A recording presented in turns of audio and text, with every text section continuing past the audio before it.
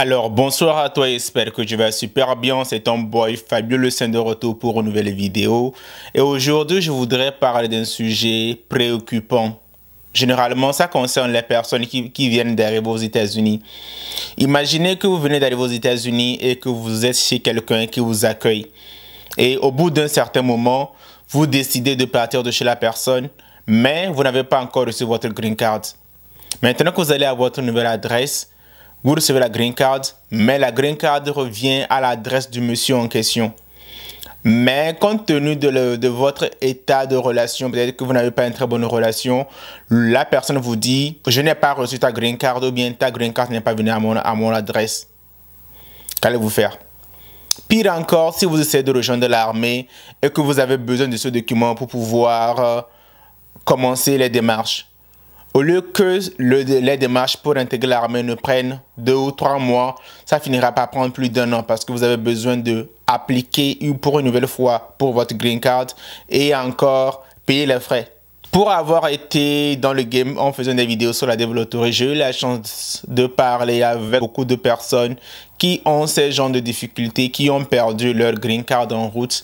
Et je pense qu'il faut qu'on en parle. Et aussi, mon ami Razaki, qui est recruteur dans l'US Army, m'a aussi donné un coup de fil, m'a parlé de ça. Parce qu'il parlait avec certaines personnes qui voulaient intégrer et ils ont eu ce problème, quasiment 10 personnes. Donc, j'ai dit, tiens, il faut que j'en parle pour que vous sachiez que c'est important. Lorsque vous arrivez aux États-Unis, imaginez par exemple que vous gagnez la développerie et que quelqu'un décide de vous sponsoriser. Tu vois, mais vous mettez son adresse sur le DS. Plus tard, au moment d'aller à l'interview, si vous trouvez quelqu'un d'autre qui est willing ou bien qui est désireux de pouvoir vous sponsoriser, vous avez besoin d'aller à l'interview avec la nouvelle adresse. Une fois arrivé à l'interview, dites également à ces gens que vous voulez changer ou bien vous voulez faire une mise à jour de votre adresse sur le DS. Parce que ce qui se passe, c'est que si vous ne faites pas de mise à jour et que vous prenez de l'avance et que vous payez votre green card directement avant de venir aux États-Unis, vous risquez que votre green card vienne à l'adresse que vous avez encore dans votre DS. Alors que vous n'allez pas à cette adresse. Tu vois, déjà c'est un problème. Donc, si vous avez changé d'adresse, arrivez à l'interview, écrivez la nouvelle adresse sur un bout de papier et donnez-leur et dites-leur que vous voulez faire une mise à jour sur votre DS par rapport à l'adresse.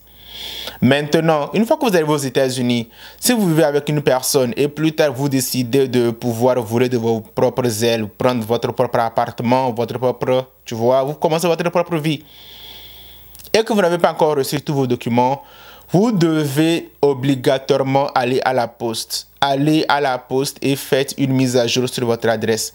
À partir du moment où vous faites la mise à jour sur votre adresse, chaque fois que vous recevez un mail ou quoi que ce soit venant de n'importe où, la poste va directement rediriger ça vers votre nouvelle adresse. Parce qu'il arrive que les gens viennent aux États-Unis, peut-être ils n'ont pas de très bonnes relations avec leur sponsor ou la personne qui les a hébergés au début.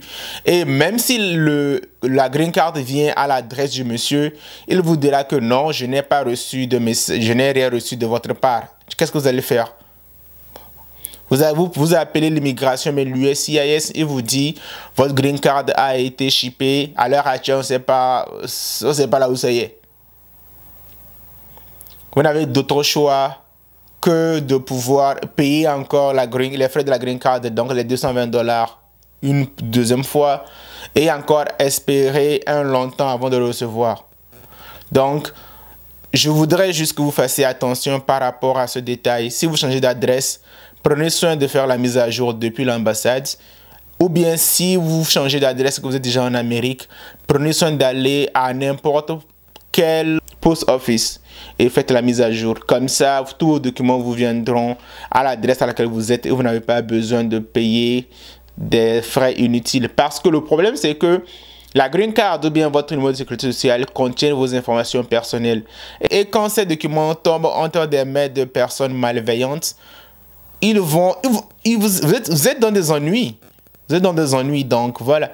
Je voulais juste tirer votre attention sur cette histoire parce que c'est très important.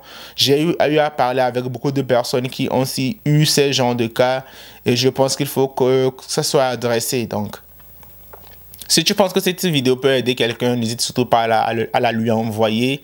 Laisse un pouce bleu, laisse un commentaire, abonne-toi à la chaîne. Fabio Le Saint, on est ensemble. Bye bye.